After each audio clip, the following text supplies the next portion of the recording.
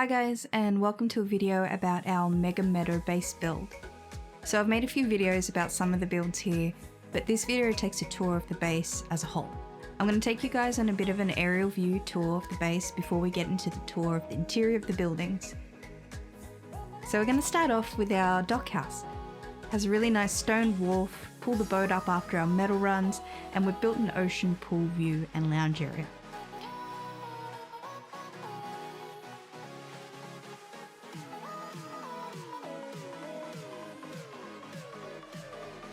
Leading up these stone steps to the main base, we have the Viking Essential Bar, and within the base walls we also have our bakery, and that's next to our kitchen for all our cooking needs.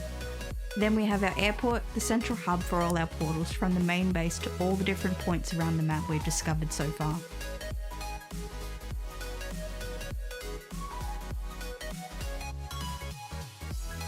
Then this is our storage and main lodging area in the base.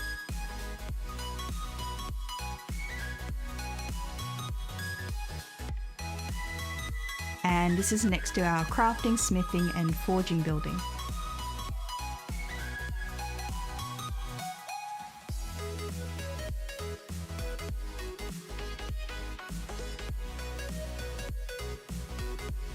Just outside our walls we have our battling Colosseum.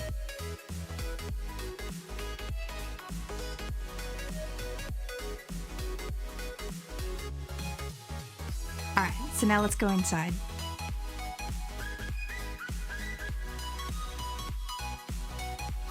First off, we have our dining area.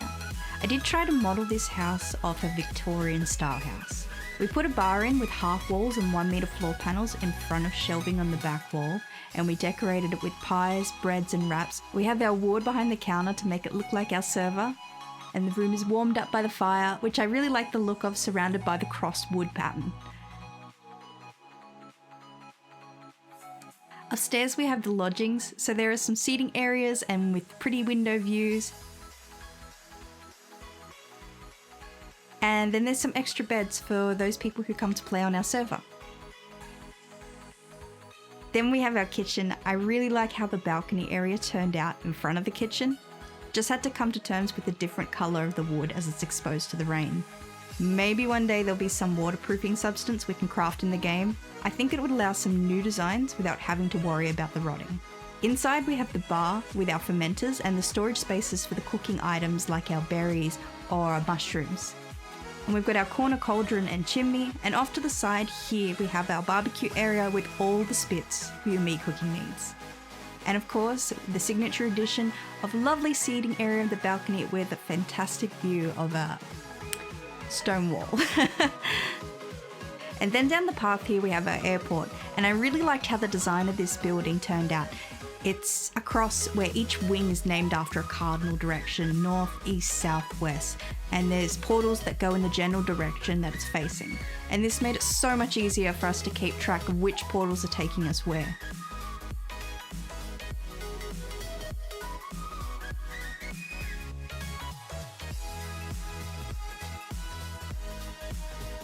And this brings us around to our home. So I started off with a circular ground floor lined with the shelves for all our chests and the many things we ended up collecting and accumulating throughout the game. I can't tell you how many boxes I had full of resin. But this building was going to be solely for the storage, but I tried to build a roof for the circular room with this width and it just did not go well. A few of the attempts just looked horrific. So I got some help and we came up with extra floors added on top that were rectangular shape, and it gave us a floor for our beds on the second floor and even a nice observation deck on the top floor to look out from.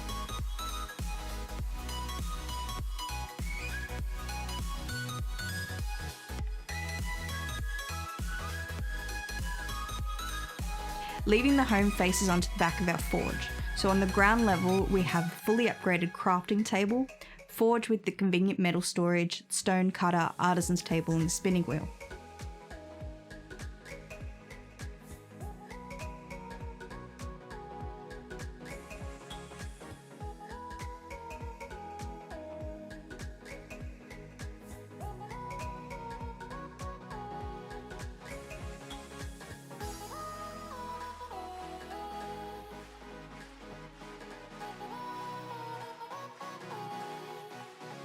Up on the second floor, we have kiln and smelter galore. We have the smelters all faced around a hole in the floor so that when the metal is done processing, it conveniently drops down to the first floor to be used at the forge or just stored.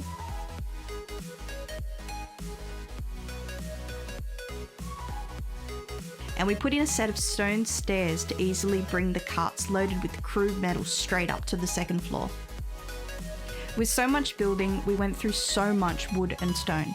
So we found these separate storages for the stone and wood to be really useful, and I like how these little storage huts turned out. They look so cute.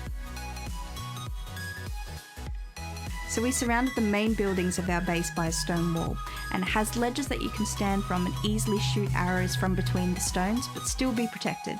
It withstood the troll attacks pretty well, but the only problem we faced was the drake attacks. No wall was saving us then.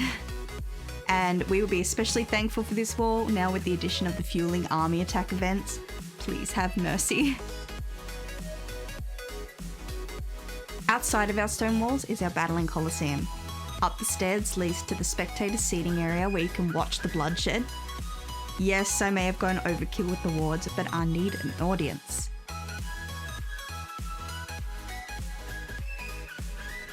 Down the stairs is our challenger entry for our bravest gladiators.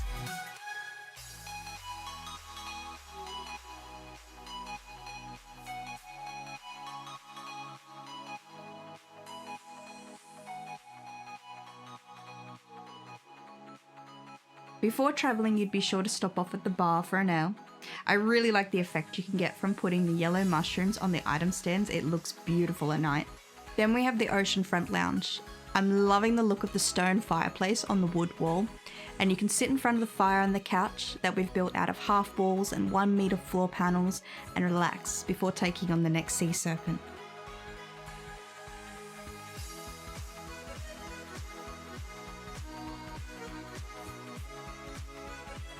Thank you guys for joining me on a tour of our Meadow base. If you liked it or had any thoughts, please comment. Until next time, guys.